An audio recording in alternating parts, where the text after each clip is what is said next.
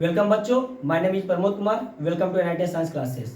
आज इस क्लास के माध्यम से आप लोगों को मैं नाभिकीय भौतिकी में पार्ट 2 डिस्कस करने जा रहा हूं और इसमें आप लोगों को मैं बताऊंगा आगे का लेक्चर। पहला वीडियो में आपको मैं बताया था नाभिक क्या होता है, नाभिक के बारे में पूरा डिटेल में बताया था, डिटेल जानकारी दिया था। तो जो भी स्टूडेंट इस चैनल पर नए जुड़ रहे हैं तो वो पहला पार्ट देख करके सेकेंड पार्ट पे आए, तब आपको अच्छी तरीके से समझ में आएगा। ठीक है, तो पार्ट फर्स्ट का लिंक मैं डिस्क्रिप्शन बॉक्स में डाल दूंगा, उसको पहले देखें, उसके बाद सेकंड पार्ट पे आए। तो चलिए आज मैं स्टार्ट करता हूँ। तो इससे पहले वीडियो में मैं आपको बताया था कि नाभिक जो होता है ना, प्रोटॉन प्लस न्यूट्रॉन का मिक्सचर रहता है। मतलब नाभिक जहाँ पे भी उपस्थित है वहाँ पे प्रोटॉन है और न्यूट्रॉन है। तो ये भी मैं बताया था कि प्रोटॉन और न्यूट्रॉन यही दोनों मिलकर के किसी भी परमाणु का द्रव्यमान डिसाइड करता है, क्योंकि इलेक्ट्रॉन का जो द्रव्यमान होता है बहुत कम होता है, उसको नेगलेक्ट कर दिया जाता है। ठीक है, तो आज मैं बात करूंगा सिंबल का। ठीक है, कि किस प्रकार से सिंबल या निरूपित किया जाता है। तो इस सिंबल को अच्छी तरीके से देखना है, क्योंकि इसी सिंबल से बहुत सारा चीज अभी समझ में आने वाला है। ठीक है, तो देखिए ये सिंबल बहुत सारे बुक में ये इस प्रकार से दिया हुआ रहेगा, या बहुत सारे बुक में आपको इस तरीके से दिखेगा। फिर से हम बोल रहे हैं कि ये सिंबल बहुत सारे बुक में आपको इस प्रकार से दिखेगा, या बहुत सारे बुक में आपको इस प्रकार से दिखेगा। तो घबराने का जरूरत नहीं है, दोनों एक ही चीज होता है। ठीक है, देखिए यहाँ पे एक्स जो है ना, एक्स होगा तत्व, कोई सा भी तत्व हो सकता है। जैसे हम बात करें, एग्जाम्पल भी साथ साथ लेकर के चलते हैं। जैसे बात करें ऑक्सीजन, तो ऑक्सीजन एक्स के जगह पर क्या आ जाएगा, यहाँ पे ऑक्सीजन आ जाएगा। तो ये तत्व को दर्शाता है, एक्स जो है तत्व को दर्शाता है। सिंपल सा बात है। जेड, जेड जो नीचे लिखा हुआ है ना, जेड, वो होता है तत्व का परमाणु क्रमांक, मतलब एटॉमिक नंबर या प्रोटॉन की संख्या। क्योंकि परमाणु संख्या को हम लोग क्या बोलते हैं, प्रोटॉन की संख्या बोलते हैं। तो यहाँ पे जो जेड होगा वो जेड को हम लोग बोलते हैं तत्व का परमाणु क्रमांक या प्रोटॉन की संख्या बोला जाता है। ठीक है, तो यहाँ पे जेड जो होगा वो जेड, जैसे मान लिया जाए कि हम बात करें ऑक्सीजन है तो 8, तो परमाणु क्रमांक क्या है, 8। ठीक है, ए जो होता है वो न्यूक्लियाइड का द्रव्यमान या संपूर्ण परमाणु का द्रव्यमान। मतलब यहाँ पे ए जो होगा वो ऑक्सीजन का द्रव्यमान शो करता है। तो ऑक्सीजन का द्रव्यमान क्या होगा, 16। या हम लोग लिख सकते हैं ऑक्सीजन 8 और 16, ये दोनों के दोनों सही है। आपको जो मर्जी करे उस प्रकार लिखे, कोई दिक्कत नहीं है। तो कोई भी तत्व को इस प्रकार से निरूपित होता है। ठीक है, यहाँ पे जो नीचे लिखा हुआ रहता है वो परमाणु क्रमांक को दर्शाता है, जो कि परमाणु क्रमांक जो होता है प्रोटॉन की संख्या होता है। जो ऊपर जो लिखा हुआ है परमाणु का द्रव्यमान होता है। अब परमाणु का द्रव्यमान पता होना चाहिए कि न्यूक्लियस में होता है। परमाणु का द्रव्यमान किस में होता है, न्यूक्लियस में होता है। तो इसको हम लोग लिख सकते हैं न्यूक्लियस बराबर प्रोटॉन मतलब परमाणु क्रमांक प्लस न्यूट्रॉन। तो यहाँ पे ए बराबर होगा, ए बराबर कितना हो गया, जेड प्लस एन। और जबकि जेड कितना है मेरे पास 8 है। तो आपको क्वेश्चन में दे सकता है निकालने के लिए कि न्यूट्रॉन की संख्या कितना होगा। ठीक है, तो देखिए नीचे जो दिया हुआ है प्रोटॉन की संख्या है, ऊपर जो है उसका द्रव्यमान, उस परमाणु का द्रव्यमान कहाँ पे उपस्थित रहता है, न्यूक्लियस में। और न्यूक्लियस में क्या रहता है, प्रोटॉन और न्यूट्रॉन। तो प्रोटॉन 8 दिया हुआ है और टोटल 16 है, तो न्यूट्रॉन कितना बन जाएगा, न्यूट्रॉन 8 बनेगा कि नहीं। तो न्यूट्रॉन कितना बन गया, 8। क्लियर है। तो इसी प्रकार से हम लोग न्यूट्रॉन की भी संख्या निकाल सकते हैं। तो याद रखने का तरीका है, ठीक है, ऊपर याद रखना है ए और नीचे याद रखना है जेड। ऊपर जो ए लिखा हुआ है वो परमाणु द्रव्यमान होता है, ठीक है, और नीचे जो जेड लिखा हुआ है वो परमाणु क्रमांक या प्रोटॉन की संख्या होता है। क्लियर है। तो इससे अगर किसी भी तत्व का अगर न्यूट्रॉन की संख्या बोलेगा निकालने के लिए, तो न्यूट्रॉन की संख्या हम लोग आराम से निकाल सकते हैं। एक दो एग्जांपल से समझते हैं न्यूट्रॉन की संख्या हम लोग निकालते हैं। ठीक है, एक दो एग्जांपल से समझ में आएगा।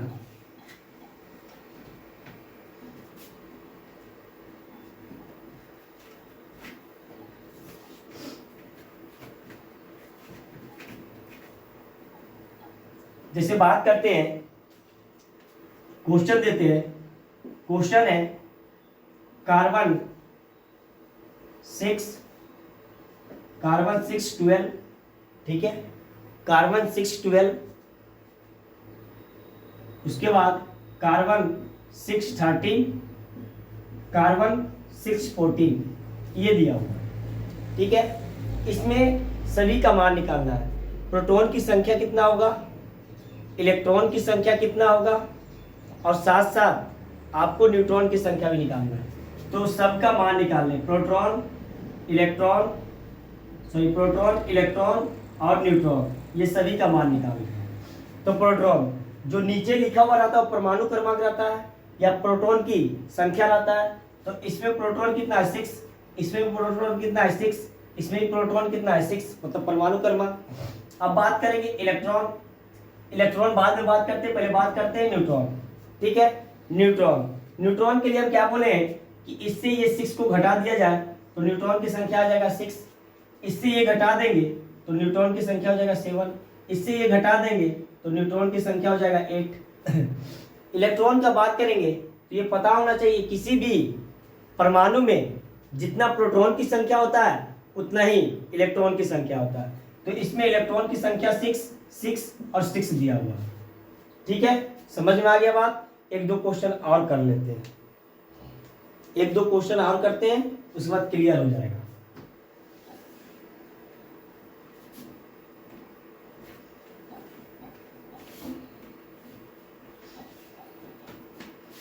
जैसे मेरे पास क्वेश्चन है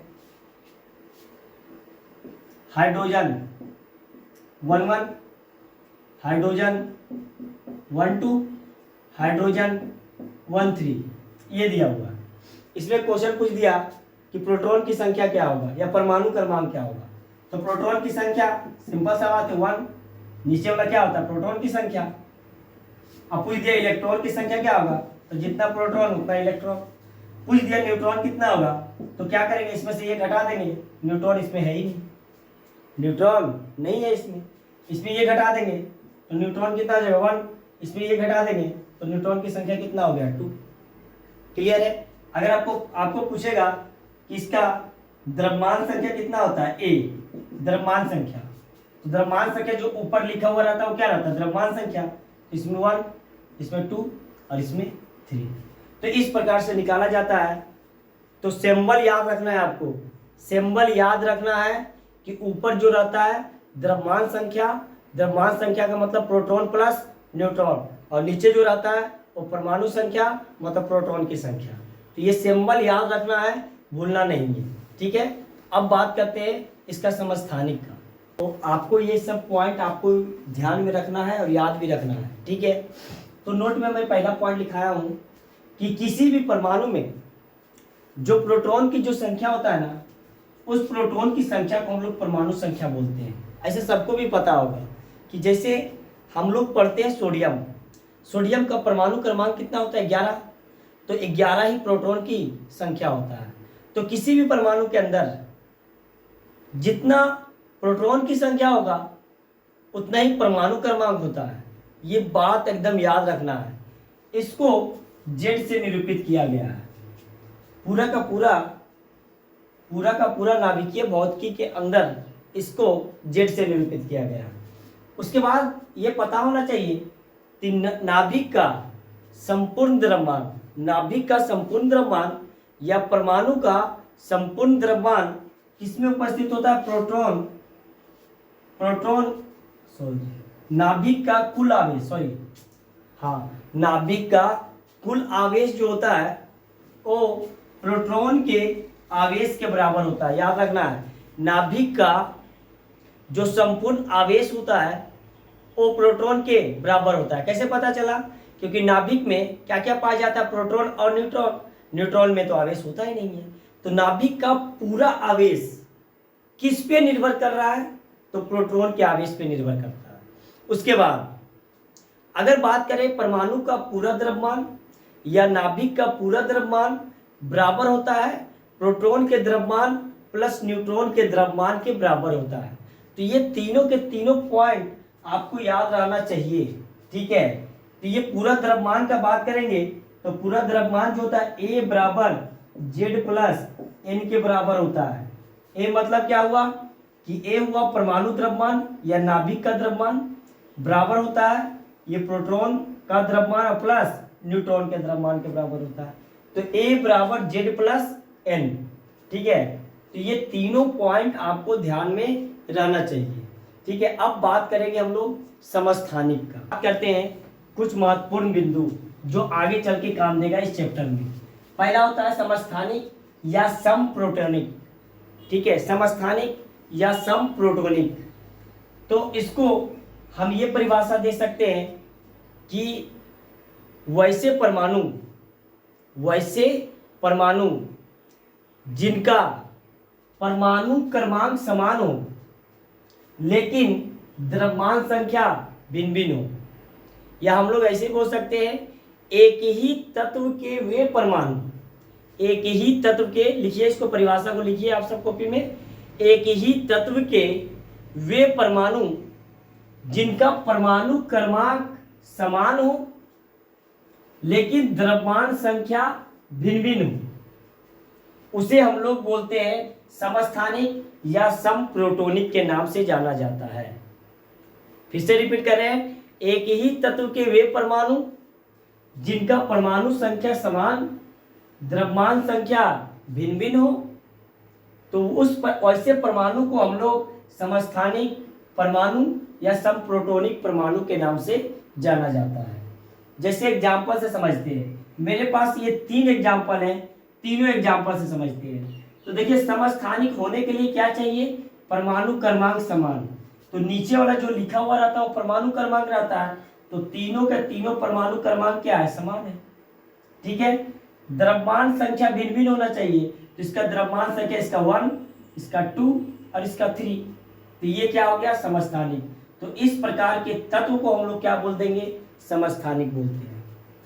लिथियम का बात करें तो इसका परमाणु क्रमांक समान है, द्रव्यमान संख्या क्या है, भिन्न भिन्न है, तो इस ऐसे परमाणु को, इस प्रकार के तत्व को हम लोग समस्थानिक बोलते हैं। इसका बात करें तो परमाणु क्रमांक समान है और द्रव्यमान संख्या भिन्न भिन्न है, तो ऐसे परमाणु को हम लोग क्या बोलते हैं, समस्थानिक के नाम से जाना जाता है। अब होता क्या है कि हम इससे पहले आपको बताए थे कि जितना किसी भी परमाणु के अंदर जितना प्रोटॉन होता है उतना ही पाया जाता है इलेक्ट्रॉन। ठीक है, और अगर बात करें कि किसी भी परमाणु का द्रव्यमान का बात करें तो द्रव्यमान जो उपस्थित रहता है वो न्यूक्लियस के अंदर उपस्थित रहता है, और न्यूक्लियस में उपस्थित रहता है प्रोटॉन और न्यूट्रॉन उपस्थित रहता है। ठीक है, तो होता क्या है कि जैसे बात करें कि अगर क्लोरीन का बात करें, ठीक है, तो क्लोरीन में उसका परमाणु क्रमांक देखा जाए क्लोरीन का तो 17 होता है, जबकि उसका परमाणु द्रव्यमान होता है 35.5। ऐसा क्यों होता है, जबकि अगर बात करें द्रव्यमान निकाल सकते हैं हम लोग, आराम से निकाल सकते हैं, तो बहुत सारे तत्व ऐसा रहता है जिसका औसत देखा जाता है। औसत का मतलब क्या हुआ, जो पृथ्वी के अंदर किस प्रकार से उपस्थित है कोई भी तत्व, या पूरा वायुमंडल में किस प्रकार से समस्थानिक के रूप से वो तत्व उपस्थित है। जैसे मैं बात करूं कि मेरे पास एक है क्लोरीन, तो इस क्लोरीन का परमाणु संख्या तो समान है, लेकिन द्रव्यमान संख्या इसका 35 और इसका होता है 37। दोनों के दोनों समस्थानिक हैं, लेकिन होता क्या है, प्राकृतिक में, नेचुरल में ये पाया जाता है 75% और ये पाया जाता है 25%। बात समझ में आया कि नहीं, ये प्राकृतिक में इसका दोनों का समस्थानिक, क्लोरीन का समस्थानिक दोनों है तो क्लोरीन ही, लेकिन ये प्राकृतिक में पाया जाता है 75% और ये प्राकृतिक में पाया जाता है 25%। तो होता क्या है, इसका एवरेज निकाला जाता है, इसका औसत निकाला जाता है। तो इसका औसत कैसे निकालते हैं हम लोग? तो आसान तरीके से निकाल सकते हैं। इसका द्रव्यमान लेना है m1 35, x1 का मतलब है x1 बता रहा है प्रतिशत को, परसेंटेज को, तो ये कितना है 75% है, तो गुने 75 प्लस ये कितना है 37, कितना उपस्थित है ये प्राकृतिक में 25, और बाई कितना हो जाएगा ये 100। तो इन दोनों को जब सोल्व करेंगे तो सोल्व करने के बाद 35.5 इसका द्रव्यमान आएगा, 35.5।